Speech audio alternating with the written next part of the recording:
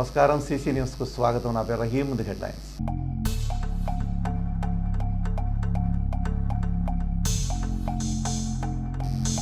32 మందికి CM relief fund చెక్కులు పంపిణీ చేసిన శాసనసభ్యులు ప్రత్తిపాటి పుల్లారావు.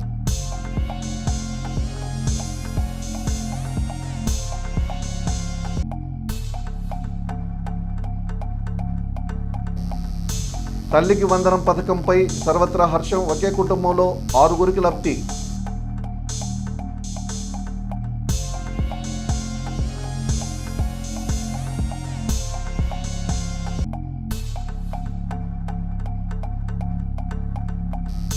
సాయి కార్తిక్ థియేటర్పై వివాదం.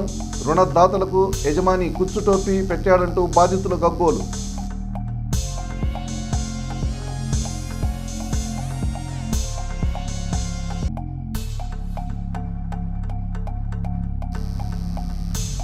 తల్లికి వందనం లబ్ధిదారుల హర్షం. 9వ వార్డు నెహ్రూ నగర్లో నాయకులకు పాలాభిషేకం.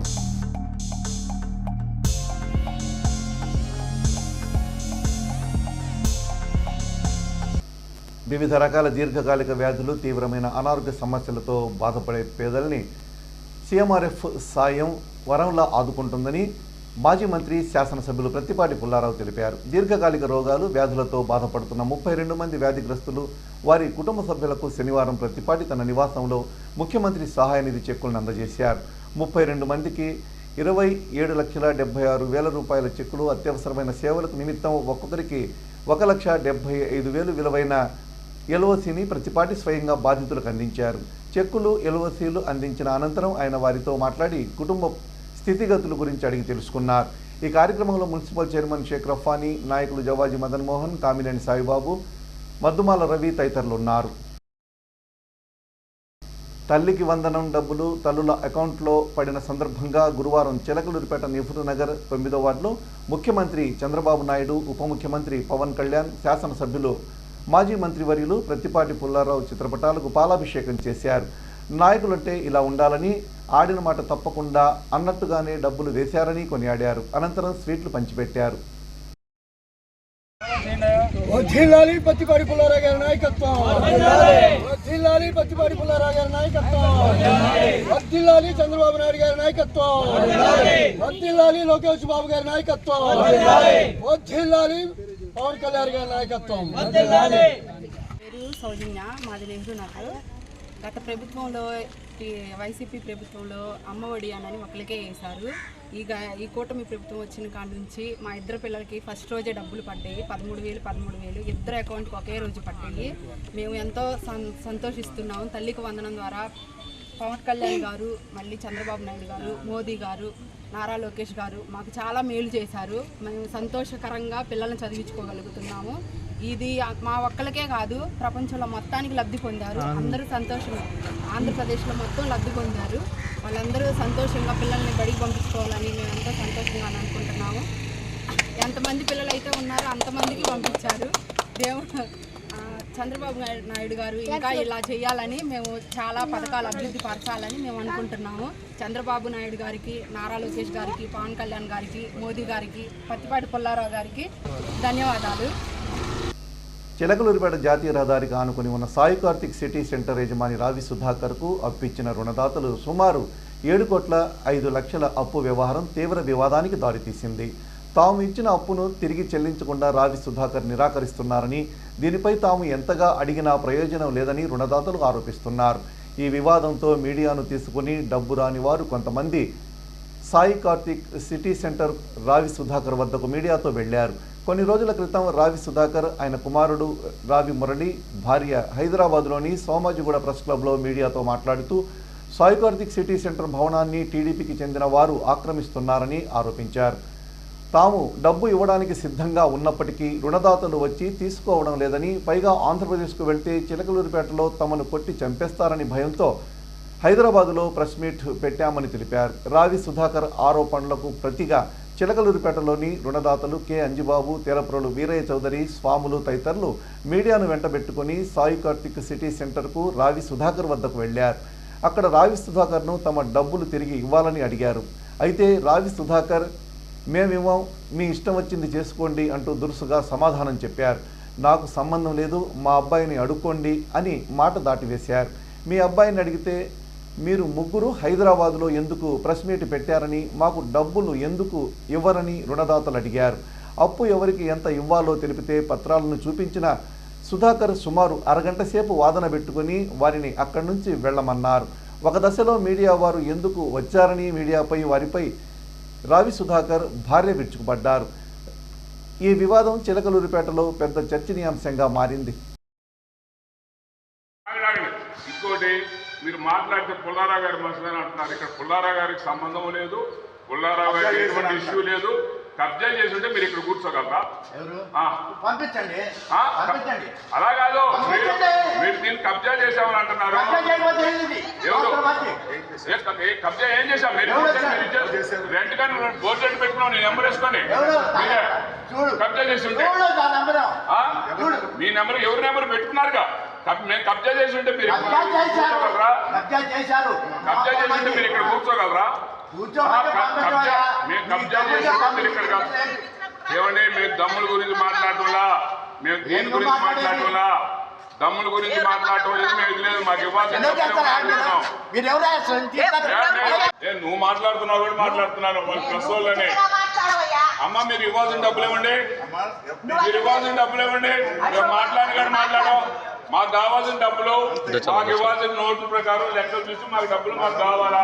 మేము అడగడానికి వచ్చామా? డబ్బులు ఎప్పుడు ఇస్తారు చెప్పండి. వరకు ఎందుకు అమ్మా డబ్బులు తీసుకొని 7 కోట్లు 60 కోట్లు ఆడుతున్నారు, 60 కోట్లు ఆడుతున్నారు, 60 కోట్లు ఆడుతారు. 7 కోట్లు 60 కోట్లు ఆస్తాను చెప్పుకున్నారు మీరే. 60 కోట్లు ఆస్తుంది, 7 కోట్లు అప్పులు ఇవ్వాల్సింది ఇవ్వడానికి ఏంటండి? అంజనాదేవి నోట్ ఒకటి, నా పేరున ఒకటి, ఆయన పేరున ఒకటి, ఇద్దరికి అవును పెట్టుకోవడమే. వాళ్ళు ఇచ్చిన డబ్బులు వేసుంటే మాకు ఎందుకు తను కోర్టులో వేసింది, ఇంకా నేను వేయరా? కోర్టులో వేయడానికి కాదు మేము వేసుకుంది. మేము డబ్బులు అడిగి తీసుకోవడానికి మీరు ఇస్తామన్నారు కాబట్టి ప్రెస్ క్లబ్ లో అడిగి తీసుకోవడానికి వచ్చాం. నా దగ్గర ఏం మాట్లాడటానికి ఏం లేదు. నేను ఏం రిక్వెస్ట్ చేసేది అటువంటి మాటలు అక్కర్లేదు. నేరుగా అక్కడ ప్రెస్ క్లబ్లు ఎక్కడ హైదరాబాద్లో పెట్టే బదులు చిలకలూరిపేటలో మీ ప్రెస్ వాళ్ళ దగ్గరికే వచ్చి మీ ప్రెస్ వాళ్ళ సాక్ష్యమే తీసుకొని మా నోట్లు తీసుకొని మీరు సెట్ చేస్తామనేటట్టయితే మాకు అంతకంటే మేము సంతోషపడేది ఇంకోటి ఉండదు. అక్కడ ఎట్లయితే ప్రెస్ క్లబ్కి వెళ్ళారో ఇక్కడ ప్రెస్ వాళ్ళ దగ్గరికి వచ్చేసి ప్రెస్ని సాక్ష్యంగా పెట్టుకొని మా నోట్లు సెట్ చేస్తే మేము సంతోషపడతాం. ఎడ్లపాడు మండలంలోని తిమ్మాపురంలో ఓ నూలు మిల్లులో ఈ నెల 10వ తేదీన వలస కార్మికుడిపై హత్యా ప్రయత్నం జరిగి తీవ్ర గాయాలతో ఆసుపత్రిలో శుక్రవారం మృతి చెందిన ఘటన ఆలస్యంగా వెలుగులోకి వచ్చింది. పోలీసులు తెలిపిన వివరాల ప్రకారం మండలంలోని తిమ్మాపురం పంచాయతీ పరిధిలోని శ్రీ మంజునాథ నూలు మిల్లులో ఒడిశా రాష్ట్రానికి చెందిన జగన్నాథ్ కుల్దీప్, తన భార్య రుణి కుల్దీప్ ముగ్గురు పిల్లలతో కలిసి మిల్లు క్వార్టర్స్లో నివాసం ఉంటూ అక్కడే పనిచేస్తున్నాడు. నెల రోజుల క్రితం జగన్నాథ్ భార్య పిల్లలు స్వగ్రామానికి ఒరిస్సా వెళ్ళగా జగన్నాథ్ ఒక్కడే అక్కడుండి పనిచేస్తున్నాడు. ఈ క్రమంలో అదే నూలు మిల్లులో పనిచేస్తున్న మంగులు లెంక అనే వ్యక్తి జగన్నాథ్ భార్య గురించి ప్రశ్నించడంతో వారిద్దరి మధ్య వాగ్వివాదం జరిగింది. కోపంతో మంగులు తన గదిలో నుంచి కత్తి తీసుకువచ్చి జగన్నాథ్ను పొత్తి కడుపులో పొడిచాడు. తీవ్ర గాయాల పైలైన జగన్నాథ్ను 108 అంబులెన్స్లో చిలకలూరిపేట ప్రభుత్వ ఆసుపత్రికి తరలించారు. అక్కడి నుంచి మెరుగైన చికిత్స కోసం గుంటూరు జీజీహెచ్కు తరలించారు. చికిత్స పొందుతున్న జగన్నాథ్ శుక్రవారం ఉదయం 10 గంటల సమయంలో మృతి చెందాడు. దీంతో మృతుడి భార్య పోలీస్ స్టేషన్కు వెళ్లి ఫిర్యాదు చేసింది. ఎస్ఐ శివరామకృష్ణ కేసు నమోదు చేయగా సిఐ సుబ్బానాయుడు దర్యాప్తు చేస్తున్నారు. పట్టణంలోని పురుషోత్తమపట్నంలో అగ్ని ప్రమాదం జరిగింది. నివాసాల మధ్య వరిగడ్డి వామి అగ్నికి గురైంది. వరిగడ్డి వామిలో మంటలు చెలరేగాయి. అగ్నికీలలు ఎగిసిపడ్డాయి. ఘటనా స్థలానికి అగ్నిమాపక యంత్రం ఆలస్యంగా చేరుకుంది. అగ్నిమాపక సిబ్బంది వచ్చేసరికి స్థానికులు మంటలను అదుపు చేశారు. పెద్ద అపాయం తప్పిందని స్థానికులు ఊపిరి పీల్చుకున్నారు. పట్టణంలోని తూర్పుమాలపల్లి 12వ వార్డులో శనివారం 11వ అంతర్జాతీయ యోగా దినోత్సవ కార్యక్రమం జరిగింది. ఈ కార్యక్రమంలో వార్డులోని ప్రజలు, సచివాలయ సిబ్బంది, తెలుగుదేశం పార్టీ సీనియర్ నాయకులు పాల్గొన్నారు. యూనిట్ ఇన్ఛార్జి పిల్లి లెనిన్, తెలుగుదేశం పార్టీ ఐటీడీపీ నియోజకవర్గ ఇన్ఛార్జి పిల్లికోటి, వార్డు ప్రెసిడెంట్ గేరారాము, వడ్డన్ యోషువా, వీరితో పాటు తెలుగుదేశం పార్టీ నాయకులు, కార్యకర్తలు కార్యక్రమంలో ఉన్నారు. అగ్రిగోల్డ్ బాధితులకు భారీ ఊరట లభించింది. బాధితులకు డిపాజిట్లను తిరిగి చెల్లిస్తున్నట్లు ఈడీ ప్రకటించింది. ఏపీలోనే కాక కర్ణాటక, తెలంగాణ, ఒడిశాల్లో బాధితులున్నారు. 19 లక్షల మంది మోసపోయినట్టు ఈడీ గుర్తించింది. అగ్రిగోల్డ్ స్కామ్లో ఇప్పటికే 33 మందిపై ఛార్జ్షీట్ దాఖలైన సంగతి తెలిసిందే. 4,141 కోట్లు విలువైన ఆస్తులను అటాచ్ చేసి 3,339 కోట్ల విలువైన ఆస్తులను, ప్రస్తుతం వీటి మార్కెట్ విలువ 6,000 కోట్లు బాధితులకు ఈడీ చెల్లిస్తుంది. బాధితుల నుంచి 6,600 కోట్లకు పైగా అగ్రిగోల్డ్ వసూలు చేసి మోసం చేసిన సంగతి అందరికీ తెలిసిందే. ఆంధ్రప్రదేశ్ రాష్ట్ర ప్రభుత్వం ప్రతిష్టాత్మకంగా నిర్వహిస్తున్న యోగాంధ్ర మాసోత్సవం కార్యక్రమంలో భాగంగా జిల్లా కలెక్టర్ ఆదేశాల మేరకు చిలకలూరిపేట పట్టణంలోని 7వ వార్డు పరిధిలో ఉన్న డాక్టర్ మర్రి చెన్నారెడ్డి మున్సిపల్ ప్రాథమిక పాఠశాలలో శనివారం ఉదయం పాఠశాల ప్రధానోపాధ్యాయులు ఉషా సుబ్బారావు ఆధ్వర్యంలో మాక్ యోగా డే నిర్వహించారు. విద్యార్థులకు వారి తల్లిదండ్రులకు యోగా విశిష్టత గురించి వివరించారు. యోగా ప్రతిరోజు చేయడం వల్ల జరిగే ఉపయోగాల గురించి తెలియజేశారు. అనంతరం డ్వాక్రా మహిళలు విద్యార్థులతో యోగాసనాలు వేయించారు. ఈ కార్యక్రమంలో 7వ వార్డు సచివాలయ సిబ్బంది సాగర్, సురేష్ బాబు, అనిత, విజయ్, ఆశా, సలోమి, మాధవి, ఉపాధ్యాయులు పోర్టు శ్రీనివాసరావు పాల్గొన్నారు.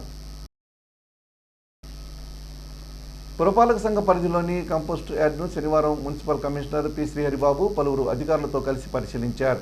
ఈ తనిఖీల్లో యార్డు నిర్వహణ, వ్యర్థాల శుద్ధి ప్రక్రియ, పారిశుధ్య పనులు తదితర అంశాలను అధికారులు క్షుణ్ణంగా పరిశీలించారు. యార్డులో జరుగుతున్న పనులను, పురోగతిని, వాటి నాణ్యతను అడిగి తెలుసుకున్నారు. అనంతరం అధికారులు పలు సూచనలు, సలహాలు సిబ్బందికి ఇచ్చారు. ఈ కార్యక్రమంలో ఏఈలు, శానిటరీ ఇన్స్పెక్టర్లు తదితరులు పాల్గొన్నారు.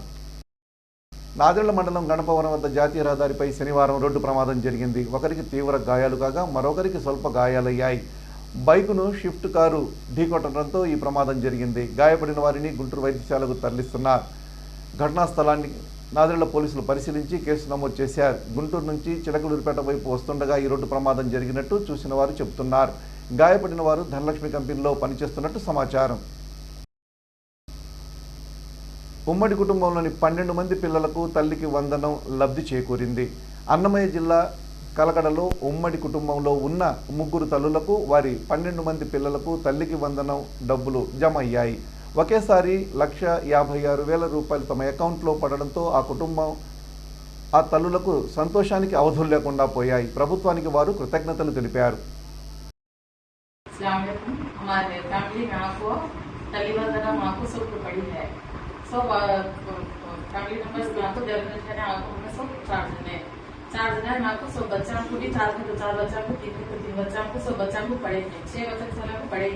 पहले कितने नांग पढ़ते थे माँ तुम्हारे को?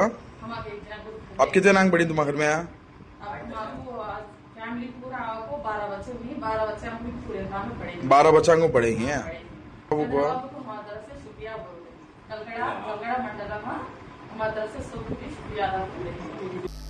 శ్రీవారి దర్శనం కోసం వచ్చే భక్తులను కొండ కిందనే ప్రైవేటు వాహనదారులు నిలువు దోపిడీ చేస్తున్నారనే ఫిర్యాదులు గత కొంతకాలంగా వినిపిస్తున్నాయి. ఈ నేపథ్యంలో ఆ దోపిడీని అరికట్టేందుకు టీటీడీ ఈవో శ్యామలరావు కీలక నిర్ణయం తీసుకున్నారు. ధర్మరథం పేరిట తిరిగే ఆర్టీసీ బస్సుల్లో భక్తులకు తిరుమలలో ఉచిత ప్రయాణం కల్పించే ఆలోచన చేస్తున్నారు. ఇందుకోసం ప్రస్తుతానికి ఆర్టీసీ ట్రయల్ రన్ కింద కొన్ని బస్సులు తిప్పుతుంది. ప్రకాశం జిల్లా గిద్దలూరు నియోజకవర్గం రాచర్ల మండలంలోని మాధవి అనే నాయి బ్రాహ్మణ మహిళలను మంచినీళ్లు పట్టుకొనివ్వకుండా కులం పేరుతో దూషించి అసభ్యకరంగా మాట్లాడి కుల వివక్షతకు గురిచేసి ఆమెను మానసికంగా ఇబ్బందికి గురిచేసిన శ్రీనివాసులు రెడ్డిపై నాన్ బెయిలబుల్ కేసు నమోదు చేసి వెంటనే అరెస్టు చేయాలని నంద యువసేన రాష్ట్ర ఉపాధ్యక్షులు కొండ్రముట్ల నాగేశ్వరరావు ప్రభుత్వాన్ని డిమాండ్ చేశారు. శుక్రవారం పట్టణంలోని నాయి బ్రాహ్మణ కమ్యూనిటీ భవనం నందు పాత్రికేయుల సమావేశంలో ఆయన మాట్లాడారు. నాయి బ్రాహ్మణులపై దాడులు, హత్యలు అధికమైన దృష్ట్యా ప్రభుత్వం స్పందించి నాయి బ్రాహ్మణులకు ఎస్సీ, ఎస్టీ అట్రాసిటీ లాంటి రక్షణ చట్టాన్ని ఏర్పాటు చేయాలని ప్రభుత్వాన్ని కోరారు. ఇలాంటి సంఘటనలు పునరావృతం కాకుండా ప్రభుత్వం ప్రతిష్టమైన చర్యలు చేపట్టాలన్నారు. పట్టణంలోని గబ్బిటివారి వీధిలో ఉన్న రామకృష్ణ సేవా సమితి ఆధ్యాత్మిక సంస్థ ప్రాంగణంలో ఉచితంగా కరోనా వ్యాధి రాకుండా ముందు జాగ్రత్తగా మందులు ఇస్తున్నట్టు సంస్థ అధ్యక్షులు చేబ్రోలు శ్రీనివాసరావు తెలిపారు. ప్రతిరోజు ఉదయం 7 గంటల నుండి 10 గంటల వరకు మరియు సాయంత్రం 5 గంటల నుండి 8 గంటల వరకు పంపిణీ చేస్తారన్నారు. కనుక సభ్యులు, ఆసక్తి ఉన్నవారు తప్పకుండా ఈ అవకాశం వినియోగించుకోవాలని వారు కోరారు. రామకృష్ణ సేవా సమితిలో ఈ కరోనా వ్యాధి విజృంభిస్తున్నటువంటి సమయంలో ముందు జాగ్రత్త చర్యగా ఈ రామకృష్ణ సేవా సమితి తరఫున అందరికీ కూడా ఆ ఉచితంగా మందుని అందజేస్తూ ఉన్నారు. ఇది రోగ నిరోధక శక్తిని పెంచేటువంటి మందు. ఈ మందు కనుక స్వీకరించినటువంటి వాళ్ళకి 100% కరోనా వ్యాధి వారి బయటికి రాదు. ఎందుకంటే ఇందులో ఉన్నటువంటి ఈ రోగ నిరోధక శక్తి కరోనా క్రిములు వాళ్ళకి లోపల ప్రవేశించకుండా ఇది కాపాడుతుంది. ఈ రోజు నుంచి రామకృష్ణ సేవా సమితిలో ఉదయం 7 గంటల నుంచి 10 గంటల వరకు, సాయంత్రము 5 గంటల నుంచి 8 గంటల వరకు, పొద్దున 3 గంటలు, సాయంత్రం 3 గంటలు, 10 రోజుల పాటు ఎవరికైనా సరే ఇదిగో ఇక్కడ ఉచితంగా ఈ కరోనా వ్యాధి రాకుండా మందుని అందజేస్తూ ఉన్నాము. సీసీ న్యూస్ ఇంతటితో సమాప్తం. తిరిగి మరో బులెటిన్లో మళ్ళీ కలుద్దాం. త్వరగా సెలవు. నమస్కారం.